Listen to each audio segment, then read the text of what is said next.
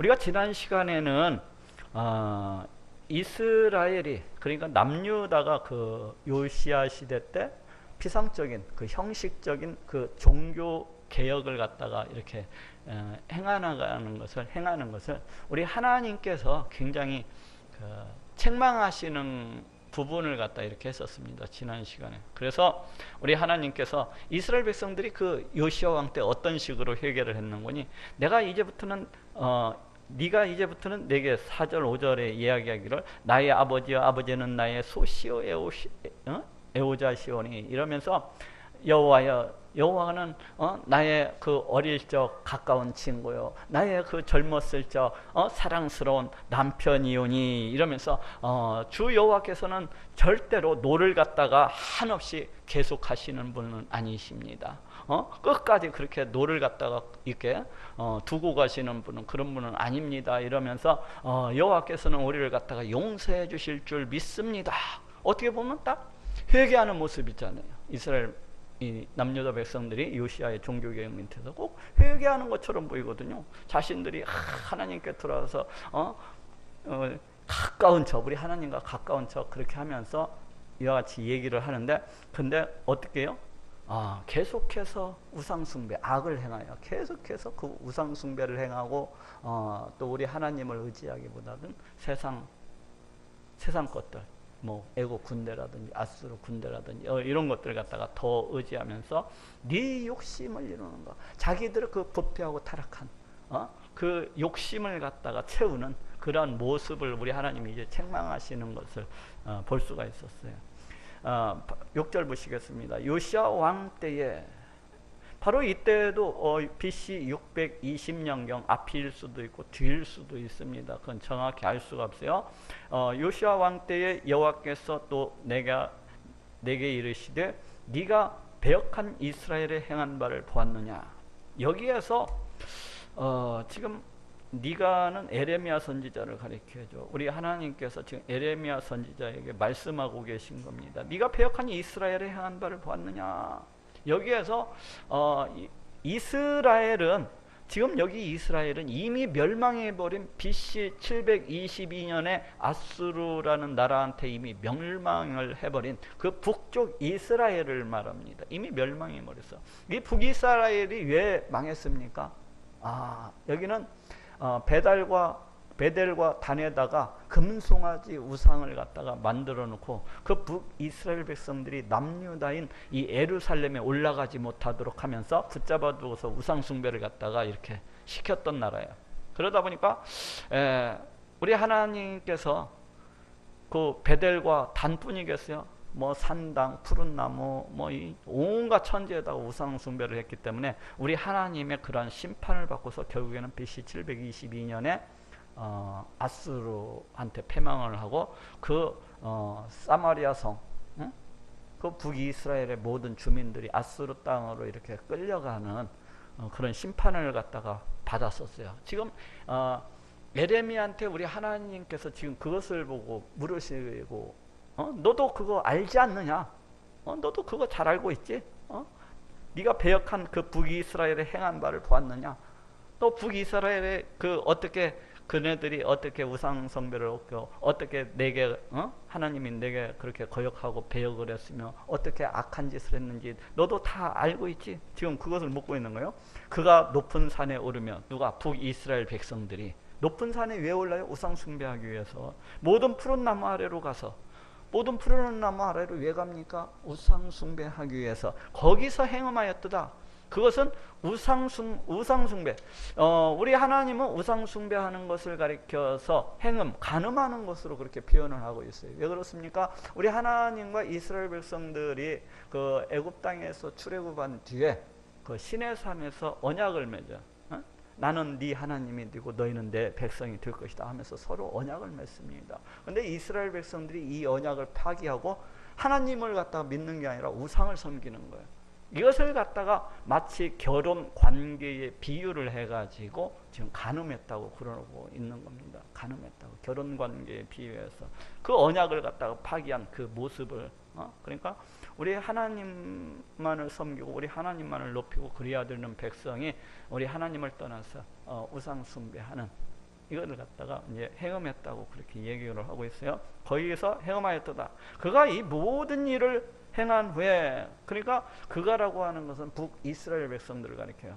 북이스라엘 백성들이 이 모든 일을 행한 후에, 그래 이제 우상 숭배도 하고, 또 우상 숭배뿐이겠어요. 여기도 이제 세상 것들을 갖다가 더 의지했던 모습들을 갖다 볼 수 있어요.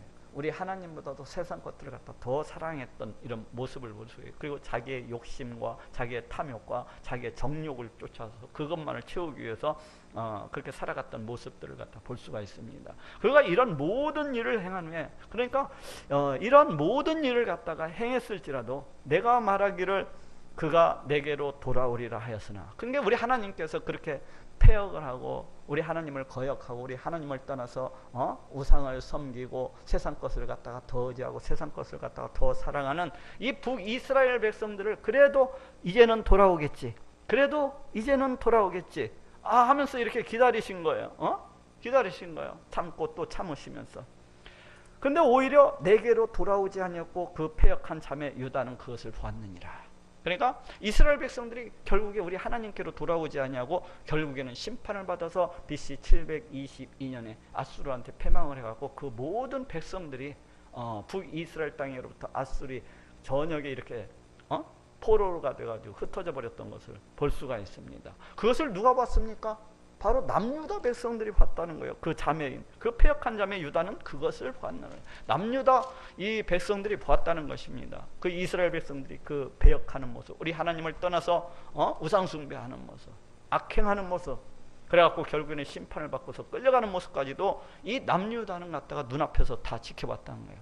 내게 패역한 이스라엘이 간음을 행하였으므로 내가 그를 내어 쫓고 이혼서까지 주었으되, 그러니까 여기에서도 지금 BC 722년에 북이스라엘이 아수르한테 그 패망을 당하여서 이렇게 그 백성들이 포로로 끌려간 것을 지금 어떻게 표현하고 있는 거니? 마치 남편이, 우리 하나님이 본 남편이라고 했어요. 마치 남편이 그 간음하는 바람난 자기 마누라를 갖다가 이혼서를 써주고 자기 집에서 쫓아버리는 바로 그 모습에 지금 표현을 하고 있습니다.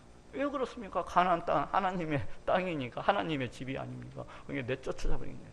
우리 하나님께서 내가 패역한 이스라엘이 간음을 행하여서 우상을 숭배했기 때문에 내가 그를 내어 쫓고 이스라엘을 갖다가 북이스라엘을 갖다가 내어 쫓았다는 겁니다. 다 포로로 끌려가게 하신 것이 누구라는 거예요? 우리 하나님께서 그렇게 하셨다는 거예요. 이혼서까지 주었으되, 그러니까 언약판 이 마치 사람처럼 이렇게 표현을 하고 있어요. 남편 된 우리 하나님께서 그 신부가 된 이스라엘 백성들이 우상을 섬기기 때문에 이혼서를 써주고 내쫓아버렸다는 겁니다. 그 패역한 자매 유다가 두려워 아니하고 자기도 가서 행음함을 내가 보았노라. 그러면은 옆에서 그 자매 남유다가 그걸 갖다가 다 지켜봤으면은 그때부터라도 정신을 좀 차리고 자기는 그 우상 숭배하지 아니하고 자기는 세상 것들보다도 하나님을 더 사랑하고 세상 것들을 갖다가 의지하기보다도 하나님을 더 사랑해야 되는데, 그런 모든 것들을 보고서도 깨닫지를 못하고 알지를 못하고 똑같이 그 북이스라엘 백성들처럼 우상 숭배를 갖다가 행하였다는 겁니다. 그가 돌과 나무로 더불어 행함을 가볍게 여겨요. 여기에서 그가 누굽니까? 바로 이 남유다 백성들이 돌과 나무로 더불어 행음함을 가볍게 여기고, 돌과 나무를 갖다가 향하여서 너는 내 창조주라, 너는 나에게 복을 주는 신이라 하면서 이렇게 섬기는 이스라엘이지 않습니까?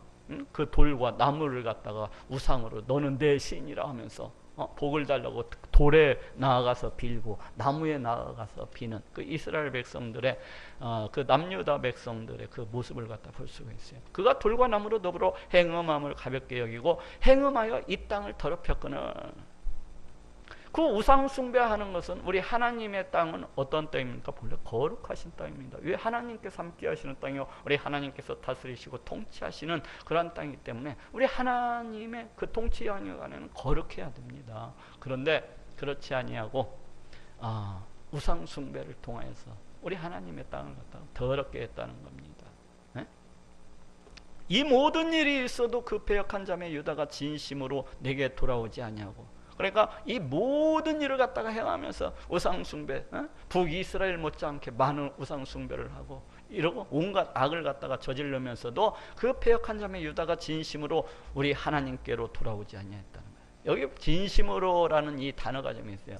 요시야 왕 때 이제 요시야 왕이 BC 628년에 종교개혁을 갖다가 시작하는 것을 볼 수가 있어요. 그러다가 BC 622년에 성전 수리 과정에서 우리 하나님의 말씀 율법책을 갖다가 발견을 하고 그를 통해서 이 종교개혁이 탄력을 받는 것을 볼 수가 있습니다.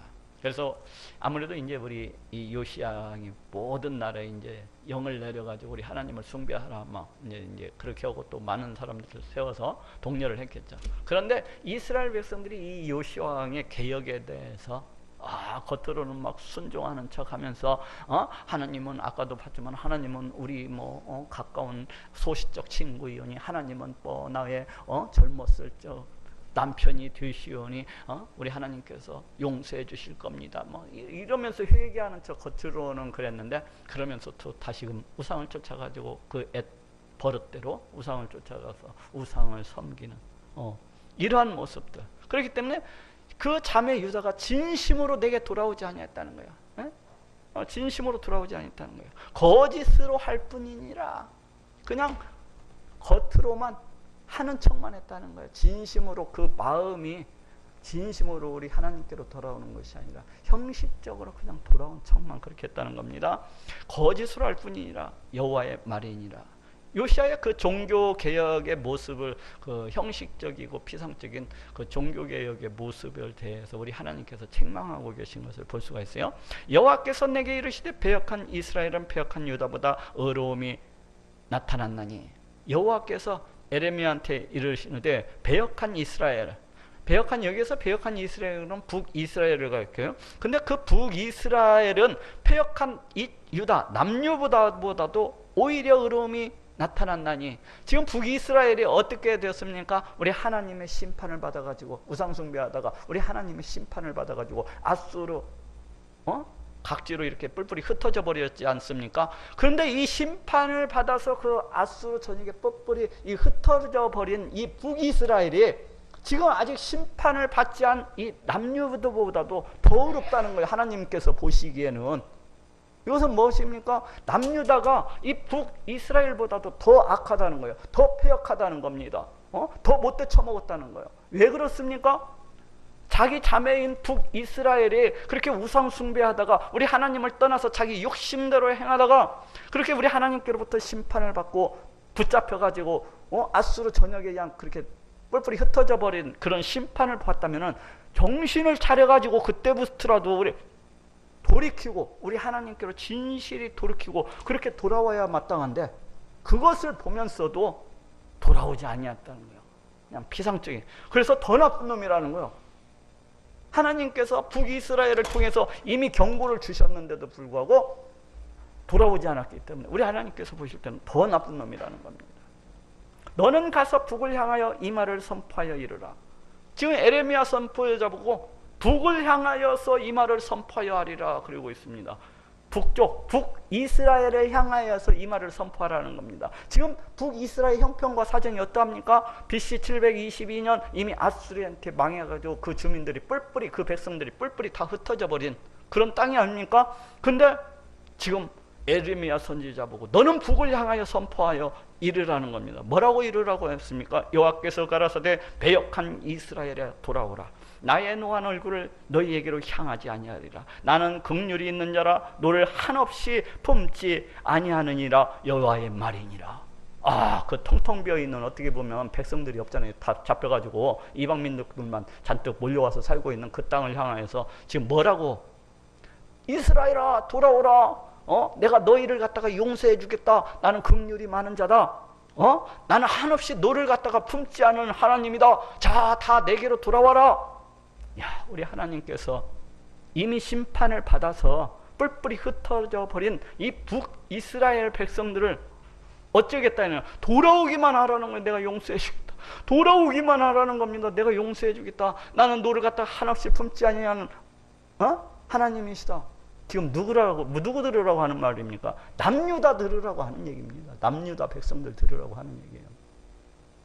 우리 하나님이 이렇게 심판을 당해서 뿔뿔이 흩어져 버린 이 북이스라엘조차도 간절한 마음을 가지고서 이렇게 돌아오기를 갖다가 회개하고 돌아오기를 갖다가 고대하고 계시는데, 만약 돌아온다면 내가 너희를 용서해 주겠다고 하는데, 아직 심판받지 아니한 이 남유다 백성들, 아직 멸망이 이르지 아니한 이 남유다 백성들, 너희가 지금이라도 회개하고 내게로 돌아온다면 내가 너희를 갖다가 용서해 주겠다는 겁니다. 지금 우리 하나님께서 내가 너희를 갖다가 기뻐하겠다는 겁니다. 내가 너희를 향하여서 모든 죄 묻지 않을게. 제발 돌아오라. 지금 남유다 백성들 들으라고 하는 소리예요. 북이스라엘, 이미 멸망해버린 그 북이스라엘 백성조차도 우리 하나님께서 간절히 돌아오기를 바라시는데, 아직 심판에 이르지 아니한, 아직 멸망에 이르지 아니한 이 남유다 백성들이 돌아온다면 내가 기꺼이 용서해 주겠다는 겁니다. 우리 하나님께서 남유다 백성들을 향한 선포예요. 결국에는 너는 오직 내 죄를 자복하라. 여기서 너라고 하는 겁니까? 위쪽에서 보면 어떻게 보면 이스라엘이라고 볼 수 있죠. 바로 그 12절 말씀, 패역한 이스라엘 북을 향하여서 선포했기 때문에. 그런데 이는 결국 남유다 백성들을 보고 들으라고 한 선포이기 때문에 여기는 남유다라고 보는 것이 더 좋아요. 그래서 너는 오직 네 죄를 자복하라. 우리 하나님께 돌아오는 방법에 대해서 지금 이야기하고 있습니다. 어떻게 하라고 합니까? 네 죄를 자복하라. 우리가 하나님께로 돌아가기 위해서는 회개를 해야 됩니다. 네? 세상을 향해서 나아가던 사람이, 죄악을 향해서 나아가던 사람이, 사탄의 종로를 타면서 나아가던 사람이 돌이켜가지고 우리 하나님께로 돌아와야 됩니다. 자기의 죄를 갖다가 깨닫고 그 죄에 대해서 자기의 죄인됨을 갖다가 고백을 해야 돼요. 하나님, 내가 지금까지 이 우상 숭배를 해서 너무 잘못했습니다. 너무 잘못했습니다. 하나님, 앞으로는 내가 하나님만을 섬기고, 앞으로는 내가 하나님만을 높이고, 앞으로는 내가 세상 것보다도 우리 하나님만을 더 의지하겠습니다. 세상 것보다도 우리 하나님만을 더 사랑하겠습니다 하고 돌이키라는 거예요. 돌이키라는 거. 네 죄를 자복하라. 이는 네 하나님 여호와를 배반하고 네 길로 달려 푸른 나무 아래 이방신에게 절하고 내 목소리를 듣지 아니하였음이니라. 여호와의 말이니라. 지금 어떤 길로부터? 그 우상 숭배로부터 지금 돌이키라는 겁니다. 네 길로 달려. 이스라엘 백성들이 자기의 욕심대로, 자기의 탐욕대로 더 많은 풍요를 누리기 위해서, 더 많은 자식을 갖다가 얻기 위해서 어떻게 했습니까? 푸른 나무 아래에서, 높은 산에서, 민둥산을 자산에 찾아가 가지고 우상을 갖다가 만들어 놓고서 섬기면서 잘 살게 해달라고, 더 많은 자손을 갖다가 얻게 해달라고 그렇게 우상 숭배를 했지 않습니까? 지금 그 죄를 갖다가 자복하라는 겁니다. 우리 하나님께서 네 죄를 갖다가 자복하라. 그리고 나한테로 돌아오라는 겁니다. 내 목소리를 듣지 아니하였음이니라. 여기서 듣는다고 하는 것은 단순히 이 말을 갖다가 듣는다는 그런 것이 아니라 우리 하나님 말씀을 듣고 순종하는 것까지 지금 이르는 말이에요. 그래서 우리 하나님 말씀에 순종하지 아니했다는 거예요. 결국에는 여호와의 말이니라. 나 여호와가 말하노라. 배역한 자식들아 돌아오라. 나는 너희 남편임이니라. 지금 남유다 백성들을 향해서 이 배역한 자식들아, 남편 된 나를 떠나서 그 우상을 갖다가 섬기는 이 배역한 자들아, 내게로 돌아와. 나는 너희 남편임이라. 내가 너희를 성읍에서 하나와 족속 중에서 둘을 택하여 시므온으로 데려오고. 지금 여기 14절 말씀부터 보니까 이제 회복에 대한 말씀이 지금 선포가 되고 있습니다. 실컷 남유다 백성들을 향하여서 돌아오라, 돌아오라, 돌아오라 그렇게 말씀하시다가 지금 갑자기 여기서부터는 회복에 대한 말씀이 주어지고 있어요. 이스라엘 백성들이 언제 포로로 잡혀갔습니까? BC 605년, 또 BC 597년, 또 BC 586년 바벨론 1차, 2차, 3차에서 바벨론 땅으로 이 남유다 백성들이 우상을 섬기다가 그렇게 하나님의 심판을 받아서 포로로 끌려가는 것을 볼 수가 있어요. 근데 우리 하나님께서 지금 그 이미 포로로 끌려가 있는 그 상태를 갖다가 전제를 하고 지금 말씀을 하고 계셔요. 다시 돌아오는 것에 대해서 지금 얘기를 하고 있습니다. 어떻게 하시겠다는 거예요? 우리 하나님께서 내가 너희를 성읍에서 하나와 족속 중에서 둘을 택하여 시온으로 데려오겠고, 즉 성읍에서 하나 그리고 족속 중에서 둘을 택한다는 얘기는 모든 이스라엘 백성들, 모든 끌려가 있는 그 남유다 백성들 다 돌아오게 한다는 얘기가 아니에요. 예? 그들 중에서 하나님께서 은혜 주신 자, 그들 중에서 하나님께서 택하신 자, 그 사람들만 지금 우리 하나님께서 내려오시겠다는 겁니다. 우리 하나님께서 내려오시겠다는 거예요. 우리 하나님께서.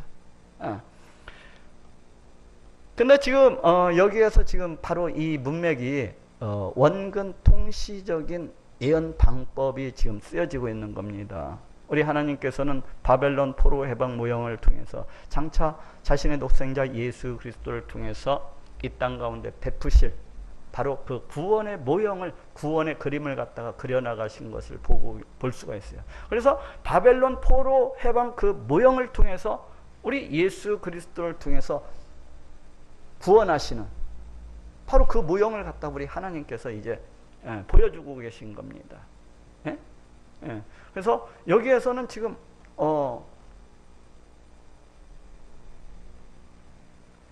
성읍에서 하나와 족속 중에서 둘을 택하여 시온으로 데려오겠고, 이 시온이 뭡니까? 그래서 1차적으로는 그 가나안 땅에 있는 시온이라고 할 수가 있어요. 이게 BC 537년 그 고레스의 칙령에 의해서 바벨론 포로로 잡혀갔던 이스라엘 백성들이 이렇게 예루살렘 가나안 땅으로 다시 되돌아오는 것을 볼 수가 있습니다. 이 시온이거든요. 예루살렘이 시온. 그래서 이 예루살렘으로 다시 돌아오는 것을 갖다가 볼 수가 있어요. 그래서 1차적으로는 이를 통해서 성취된 것을 갖다가 볼 수가 있어요. 그런데 궁극적으로는 이 예언에 우리 하나님께서 이 예언을 갖다가 설정하신 그 계획하신 목적이 뭡니까? 바로 예수 그리스도를 통한 구원. 예? 그러면은 지금 여기에서 그럼 시온은 뭡니까? 바로 이 신약 시대의 교회를 갖다가 일컫는 말입니다. 교회를 갖다 일컫는 말이에요. 그리고 궁극적으로는 새하늘 새 땅 하나님 나라를 갖다가 일컫고 있어요. 내가 하나님께서 성읍에서 하나와 족속 중에서 둘을 택하여서 데려오시겠다는 겁니다. 그래서 구원받는 자들이 뭐 많을 것 같지만은 구원받는 자들은 정말로 소수라는 것을 알 수가 있어요. 예? 다 받는 것이 아니라 정말로 소수라는 거예요. 왜? 성읍에서 하나, 족속 중에서 둘, 이 정도로 비율이 그래서 우리 기독교 예수님을 믿는다고 하는 것은 어떻게 보면 좁은 문, 좁은 문을 통과하는 거예요. 좁은 문을 통과하는 거예요. 아무나 우리 예수님을 믿는 것이 아닙니다. 우리 하나님께서 그 사람에게 은혜를 주셔야 그 사람이 믿음을 가질 수가 있어요. 우리 하나님께서 은혜를 주시는 자만이 이와 같이 시온 이 교회 가운데로 오는 것을 볼 수 있어요. 하나님 나라를 쫓아서 오는 것을 볼 수가 있습니다. 내가 또 내 마음에 합하는 목자를 너희에게 주리니, 여기에서 이제 목자가 이게 복수형으로서 쓰여지고 있습니다. 그래서 그 뒤에 바로 뒤따르는 문맥에서도 그들이 지식과 명철로 너희를 양육하리라 하고 이렇게 말씀을 하고 있어요. 근데 이제 이것이 이제 복수형으로 쓰여졌기 때문에 1차적으로는 BC 537년 그 이후에 바벨론 포로에서 돌아오는 그 혈통적 그 이스라엘의 어떻게 보면 지도자들을 갖다가 가리킨다고 볼 수가 있어요. 뭐 스룹바벨이라든지 에스라, 느헤미야라든지 뭐 이런 사람들을 갖다가 이렇게 가르친다고 볼 수가 있어요. 그런데 이제 이것을 갖다가 메시아 시대를 갖다가 이야기하는 그 문맥으로 또 볼 수가 있잖아요. 그래서 이 교회 시대의 어떤 지도자들, 목회자들 이런 사람들을 갖다가 이제 세워가지고 그들이 지식과 명철로 너희를 양육하리라 하고 지금 말씀을 하고 있습니다. 지금 우리는 이미 이 말씀이 지금 성취되어졌고 또 성취되어져 가는 그 시대에 살고 있습니다. 지금 15절 말씀이 이미 지금 우리가 어떻습니까? 제가 여러분들을 갖다가 지식과 명철로 여러분들을 갖다가 가르치고 양육하는 것을 갖다가 이렇게 볼 수가 있잖아요. 나 여호와가 말하노라 너희가 이 땅에서 번성하여 많아질 때에는, 이 땅이 1차적으로는 지금 예루살렘 시온을 갖다가 가리킨다고 할 수가 있겠죠. 근데 이게 뭡니까? 메시아 시대의 그 조망으로서 봤을 때는 이 교회 가운데에서 누가 번성하여, 백성이 번성하는 거 아닙니까? 우리 하나님의 백성들이, 이스라엘 백성들이 번성하는 것이 아닙니까? 저 교회가 부흥되는 그 모습을 갖다가 지금 보여주고 있습니다. 사람이 여호와의 언약궤를 다시는 말하지 아니할 것이요. 우리가 지금 뭐 여호와의 언약궤에 대해서 구약 시대처럼 거기에다 피를 뿌리면서 하나님 앞에 나아가고 그럽니까? 그렇지는 않잖아요. 지금도 뭐 성막 만들어 놓고 그 성막 안쪽에 지성소 만들어 놓고 거기다가 여호와 언약궤를 두고서 그렇게 거기에다가 뭐 대속죄일 날 대제사장이 짐승의 피를 가지고 가서 뿌려서 그렇게 속죄를 받고 그러지는 않아요. 이미 우리는 이 언약궤를 통해서 보여주신 우리 하나님께서 이 보여주신 이 모형의 이 성취 시대에 살고 있다고 할 수가 있어요. 예수님께서 이 땅 가운데 오셔서 십자가에 달려 피 흘려 죽으심으로 지금은 누구나 예수 그리스도를 그랬다 믿으면은 우리 하나님께서 그 사람을 값없이 의롭다 하시고 하나님의 백성, 하나님의 자녀로서 이렇게 삼아주시는 것을 볼 수가 있습니다. 그래서 지금은 뭐 이 언약궤에다가 이 피 뿌리고 그러지 않아요. 근데 이 언약궤라고 하는 것은 이제 증거궤라고도 그렇게 불렀어요. 왜 그런 거니? 우리 하나님께서 그 이스라엘 백성들과 출애굽한 다음에 그 시내산에서 언약을 맺었잖아요. 언약을 맺었잖아요. 나는 너희 하나님이 되고 너희는 내 백성이 되리라. 내 말씀이 잘 순종하면 너희 생명이 영원하리라 하면서 이 언약을 맺었잖아요. 그때 언약을 맺었는데 이 언약궤가 뭔가 하면 바로 그 증거로서 주어진 궤거든요. 증거궤. 하나님과 이스라엘 백성이 언약 맺은 것을 증거하는 그런 증거궤로서 이렇게 주어졌어요.